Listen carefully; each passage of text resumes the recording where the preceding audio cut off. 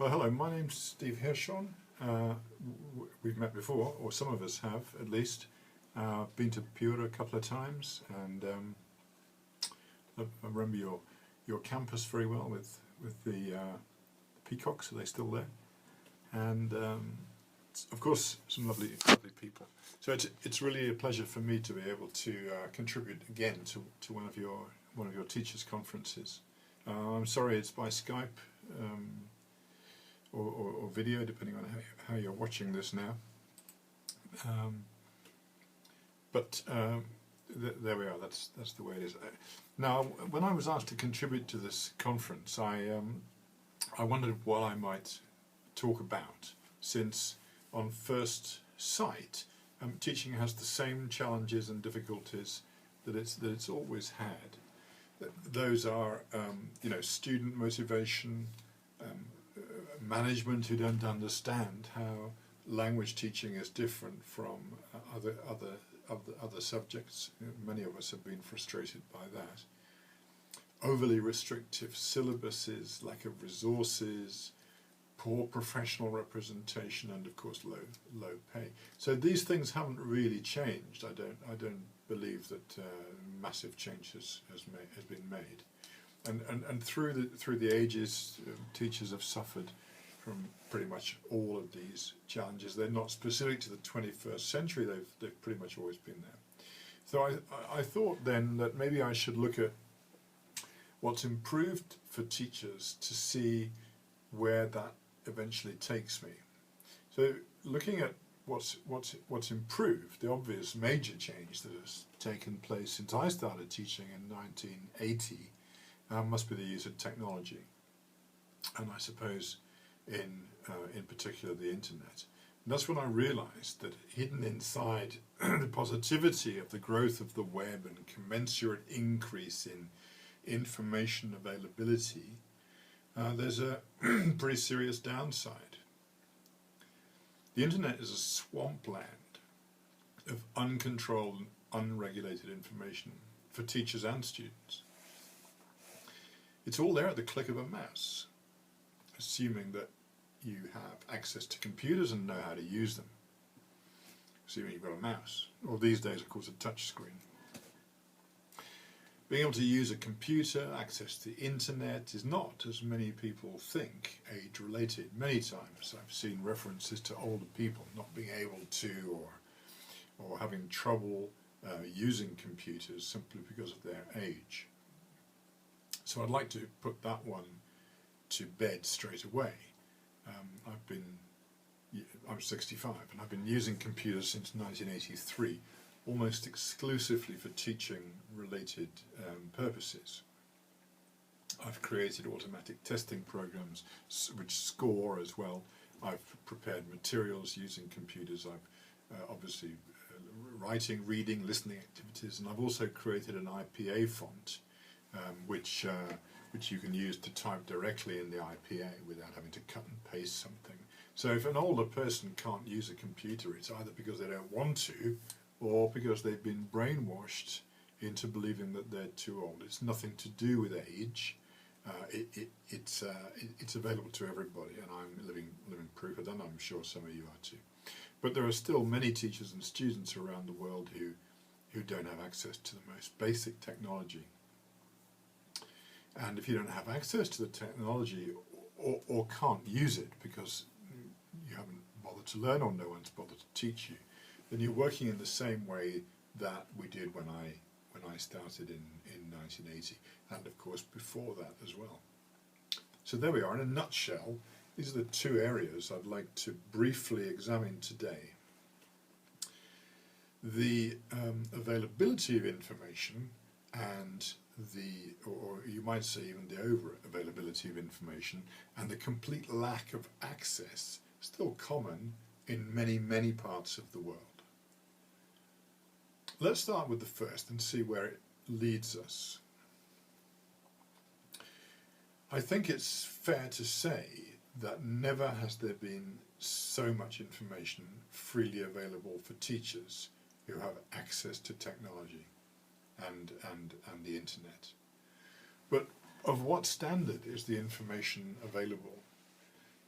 how much is commercially driven, how much is actually useful in the long term, and how much actually flies in the face of current second language acquisition research. So in other words, how much of it is really valid, is really useful. Now I've got two Facebook profiles, one which is generally reserved for friends and family, and one which is generally reserved for my professional self. Obviously sometimes those two things overlap, but in the professional profile I have many contacts and have the opportunity to interact with students and teachers from all over the world.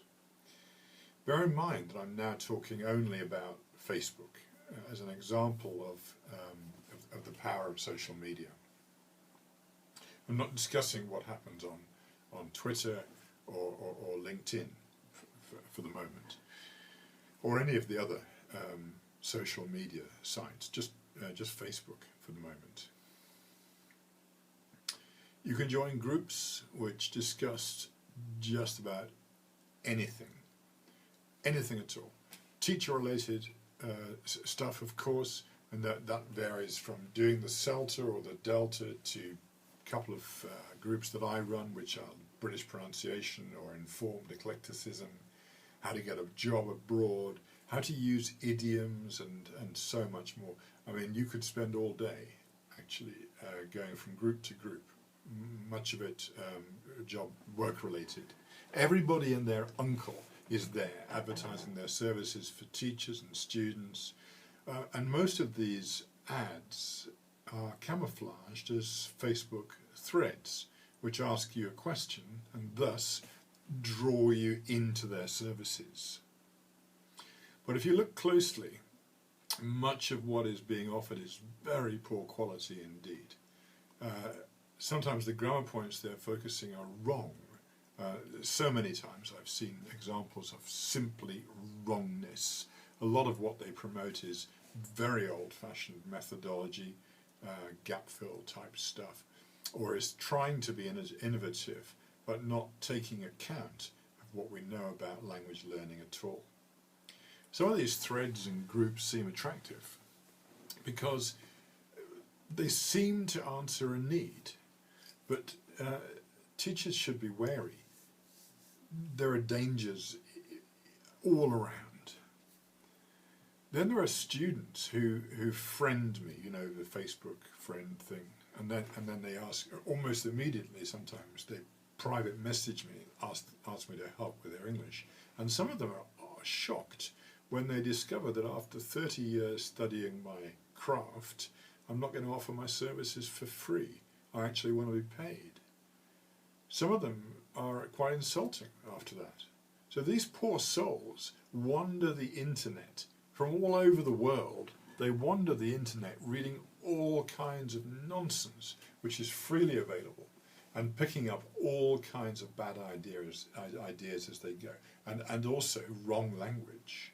They private message me tentatively. Hello sir, how are you? Can I know something about you? And then a few exchanges later, can you give me your Skype address so you can help me with my English? I understand their need, and if I could help them I would, but I can't. They don't realise that while they're messaging me on Facebook, I have another 4 people doing the same thing at the same time. So I've got 4 or 5 chat windows open all at one time. You want to be polite, but on the other hand, you've got to face reality. Then there's LinkedIn. A few of the groups there are dedicated to English teachers and their professional interests. Generally, somebody asks a question about, for example, how one might deal with a particular pronunciation problem. There have been a few of those threads running over the last few months. And then other professionals offer their thoughts. Sounds great, doesn't it? Professionals sharing their ideas and their expertise. But after what is usually a very short time, the market traders join the thread. I call them the market traders because they're usually people who've invented some system which resolves all the problems we've ever had with the teaching of pronunciation, for example. They might involve a completely new spelling system. There's at least one of those up there on LinkedIn.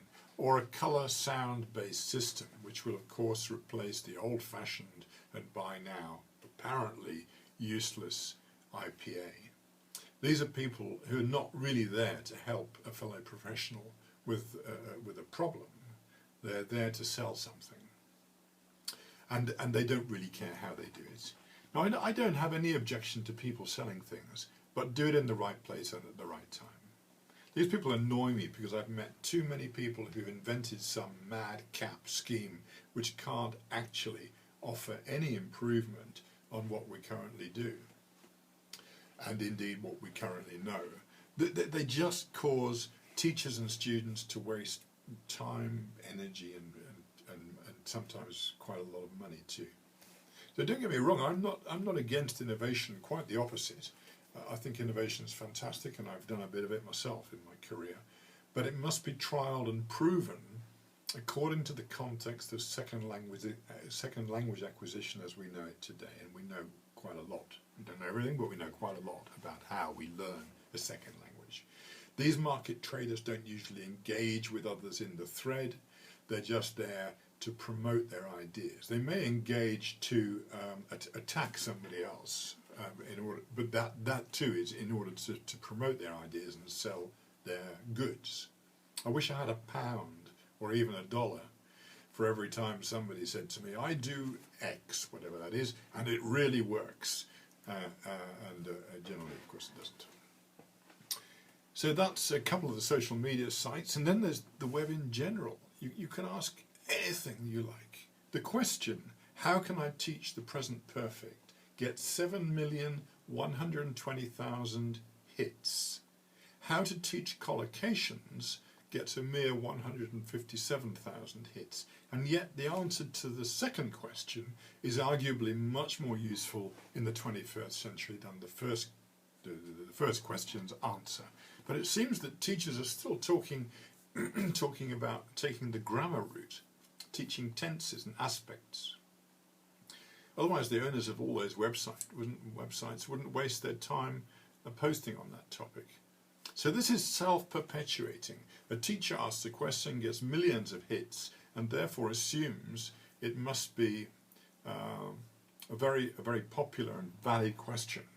Whereas the reality is that collocations are far more interesting as a teaching tool.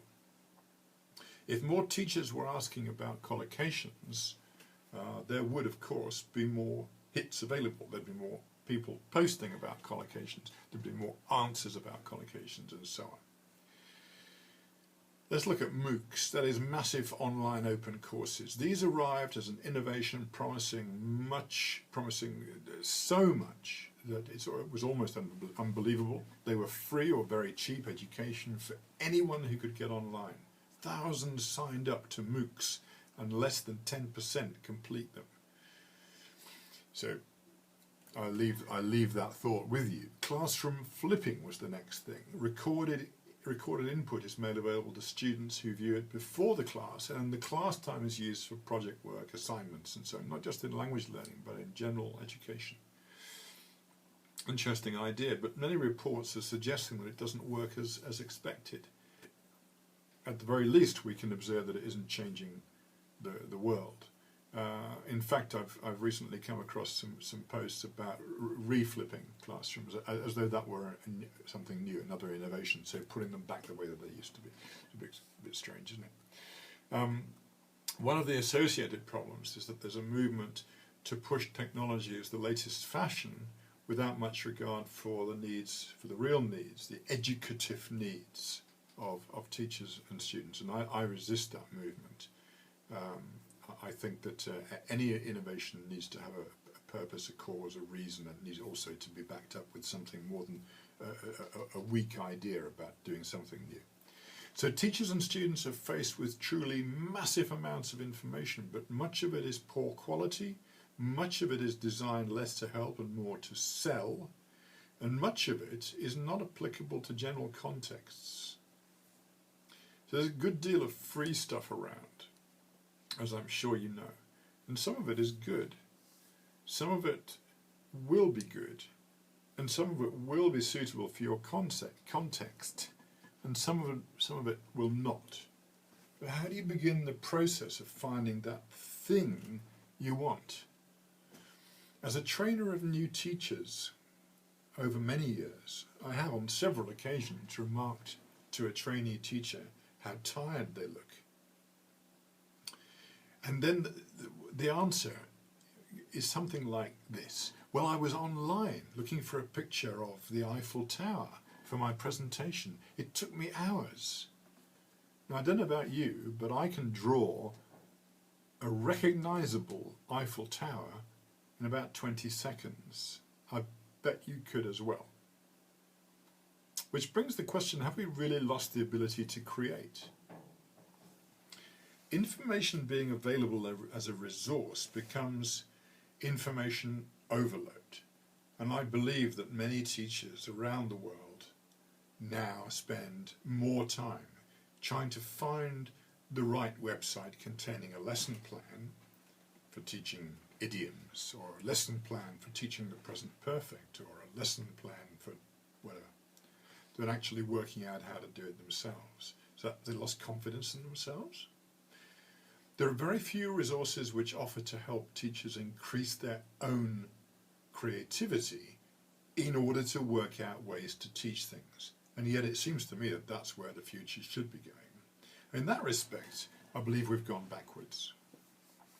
If you look at early course materials from the late 60s, early 70s, and even a little bit later than that, things like kernel lessons, for example, anybody remember that? You'll notice that they appear to be quite skeletal. They're pages that, not full of photographs and pictures. In those days, teachers were expected to know how to create lessons from a minimal amount of input.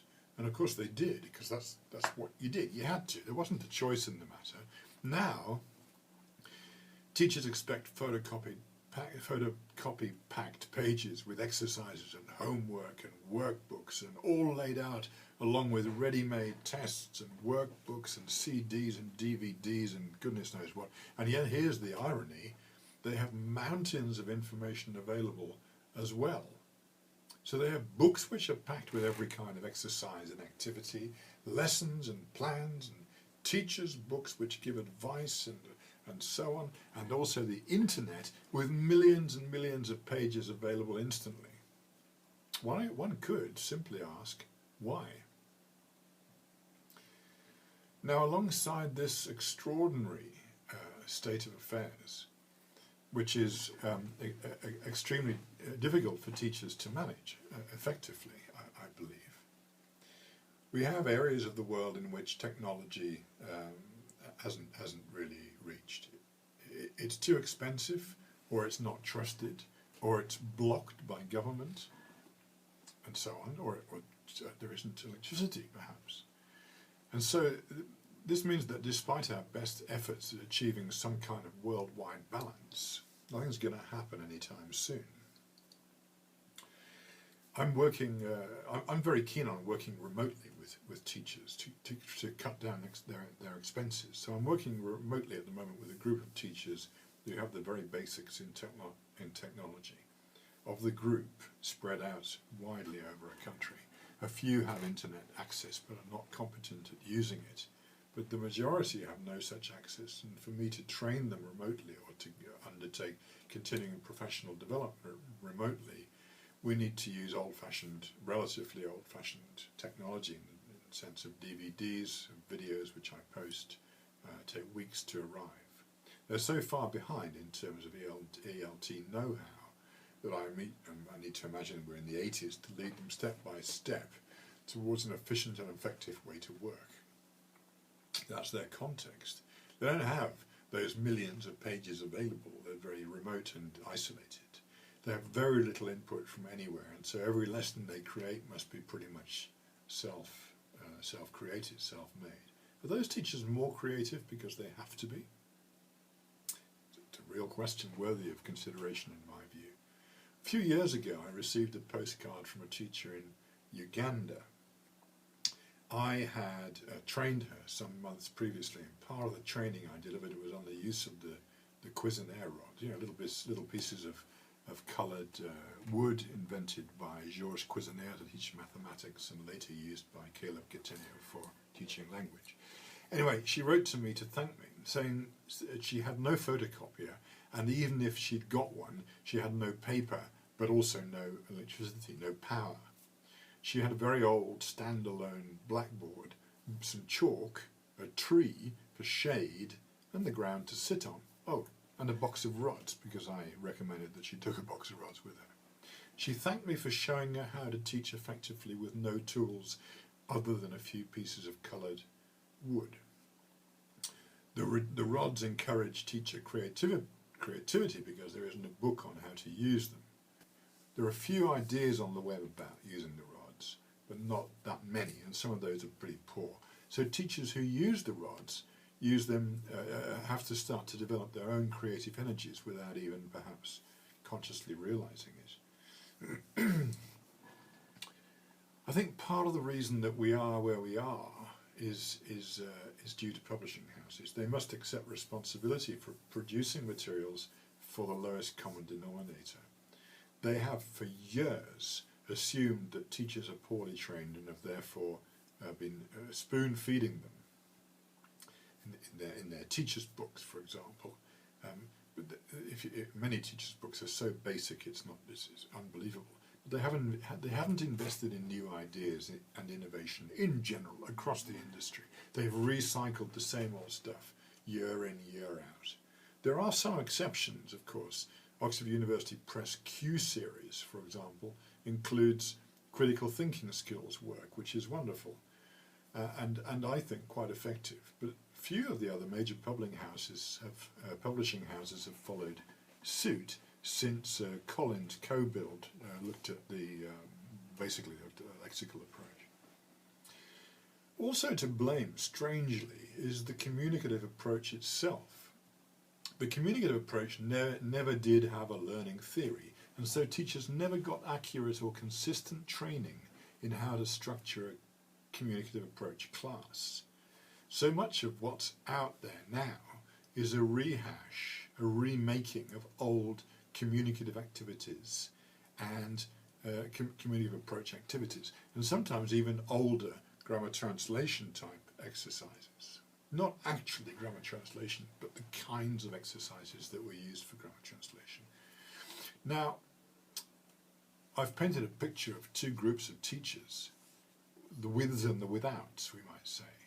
Which is more fortunate, those who suffer exhausting information overload, or those who crave information and can't access it?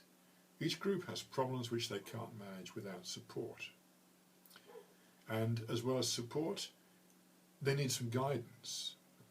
But the challenges are so great as to mean that even with continuing professional development, specifically designed for the needs of each of those two distinct groups, I doubt very much that we can find the solution anytime soon. Those are what I think are the challenges of the next few years.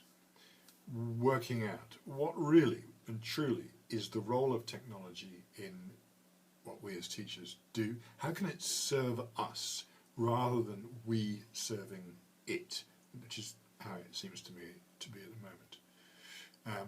And what can we do to support that group of teachers who don't have access to that kind of to technology at all? What can we do? But two distinct problems, two distinct challenges, and two extremely different answers, I think. So I deliberately haven't tried to find the answers today. Well, not deliberately, I just can't. I don't know what the answers are. I can have a shot at helping teachers become more creative, and they're less dependent, and therefore less dependent on the internet. And I can have a shot, as I am, at developing remote tools for teachers in areas around the world, or teachers who haven't got access to technology. But I can't do it alone, and I wouldn't want to, and I'm hoping that we can start a dialogue amongst teachers Have you lost your creativity? Are you over-reliant on the internet and technology in general? Would you like to in some way get back to basics? What is the result of all of this on education? Thanks for listening. Bye.